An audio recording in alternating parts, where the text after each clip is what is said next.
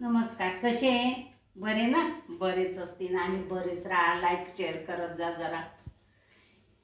संध्यास किचनमध्ये तुमचं स्वागत आहे. हे बघा, आपल्याला एक कईट घेतले. हे 4 कईट मी भुसाळून आणले. आता हे कसे निघतात काय माहित. तर या कईठाच्या वड्या करायच्या आहे आपल्याला.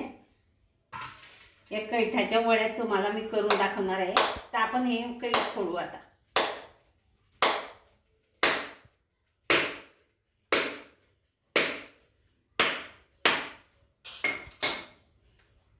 हे बघा, हे कईट फोडून घेतलं मी.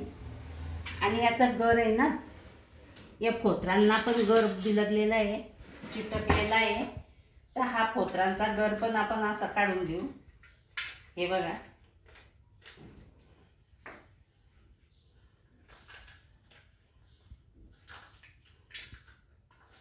हे बघा, असा छान गर काढून घेऊ.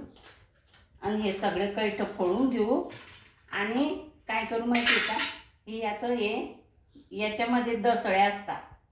या दसड्या काढून घेऊ आणि छान मस्त करू, एकजीव करू. याचा सगळा गोळा एकजीव करू.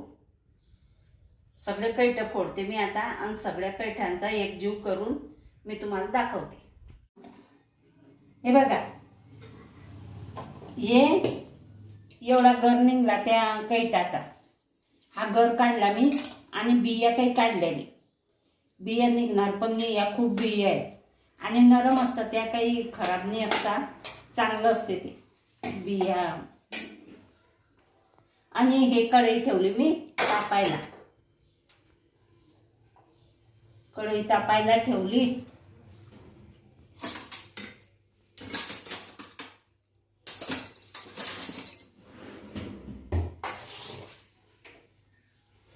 कढई तापायला ठेवली.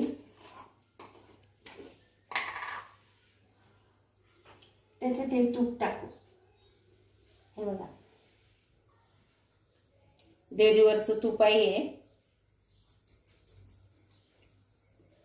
1.5 चमचा तूप टाकला मी. आणि हा वाटीभर, एवढा वाटीभर गर आहे हा. आणि वाटीभर मी गूळ घेतलाय. तर हे तूप गरम झालं की आपण हा गूळ याच्यात टाकून देऊ.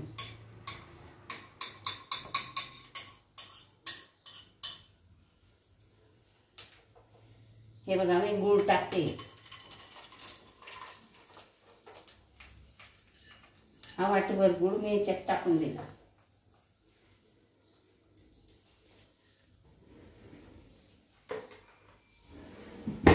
आणि याला हलवायचं, या गुळाचं पाणी होईपर्यंत. हे बघा, या गुळाचं पूर्ण पाणी झालेलं आहे. आता आपण ह्याच्यात थोडं मीठ टाकू. हे बघा, हे मीठ टाकलं थोडंसं. आणि हा गर काढलेला आहे ना, हा पण टाकून देऊ. हे बघा, आणि या गरामध्ये हे चांगलं शिजवून घेऊ. असं मस्त हलवून हलवून शिजवून घ्यायचं. असं छान शिजू देते मी आता याला. असं हलवत राहायचं, शिजताना हलवत राहायचं. हे बघा, हे शिजत शिजत आलं आणि याचा असा गोळा तयार झाला. बघा, असं समजायचं हा गोळा तयार झाला की हे झालं बघ. चांगला असा मस्त कडक गोळा व्हायला पाहिजे तयार. आणि हे कढई सोडायला पाहिजे त्यानं, गोळ्यानं. तेव्हा समजायचं की हे झालंय बा.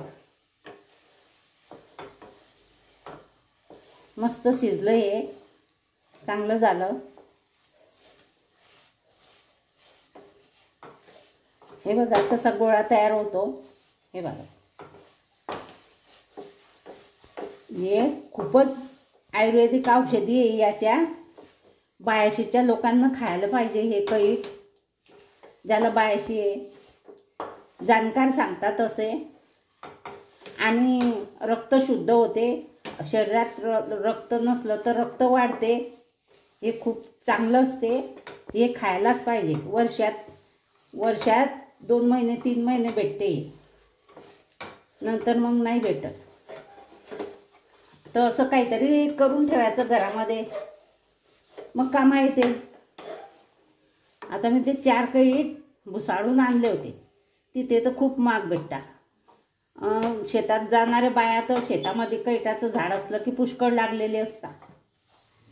पण शेतात जाणाऱ्या बाया आणायला पाहिजे आणि करायला पाहिजे हे असं.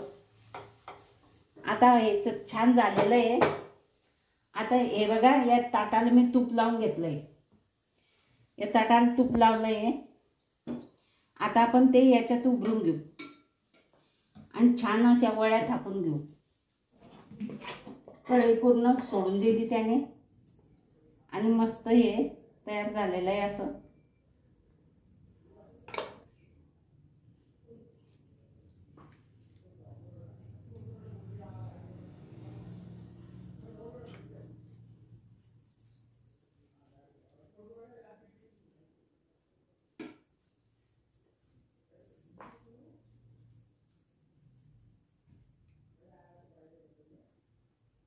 गरम गरम अशा वड्या थापून घेऊ आपण.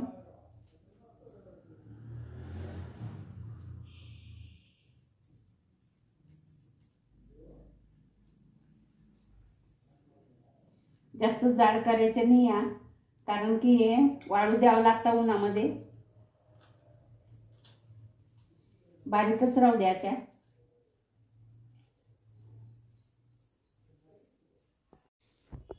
हे बघा, हे सगळं असं करून घेतलं मी, असं थापून घेतलं. आता आपण याला थंड व्हायसाठी ठेवू.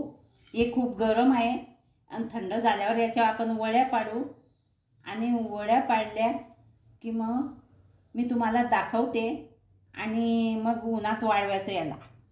आणि हे मग वाळल्यावर बरणीत भरून ठेवायचं. आता हे थंड झाल्यावर मी तुम्हाला दाखवते. हे बघा किती छान झालेलं आहे.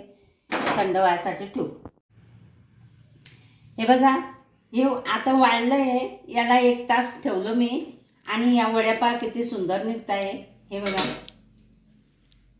सगळ्या मी वड्या करून घेतल्या. हे बघा,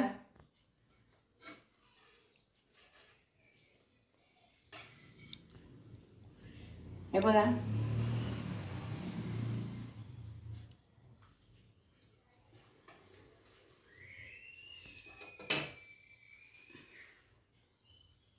हे बघा, खूपच छान वड्या झाल्या आहे. आता यांना काय करायचं, उन्हामध्ये कालच्या दिवशी उन्हामध्ये ठेवून मी आणि 2 दिवस सुकून घ्यायच्या.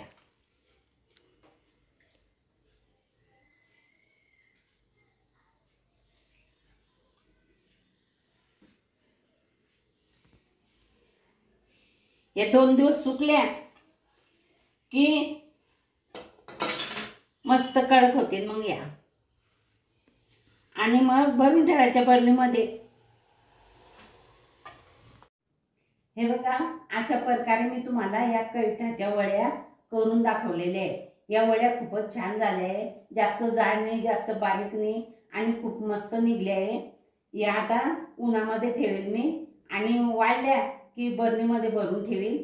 आणि जेव्हा पटलं आपल्याला, जेव्हा खासं वाटलं तेव्हा खायच्या या वड्या. या खूपच छान झाल्या आहे, मस्त आंबट गोड. हे बघा,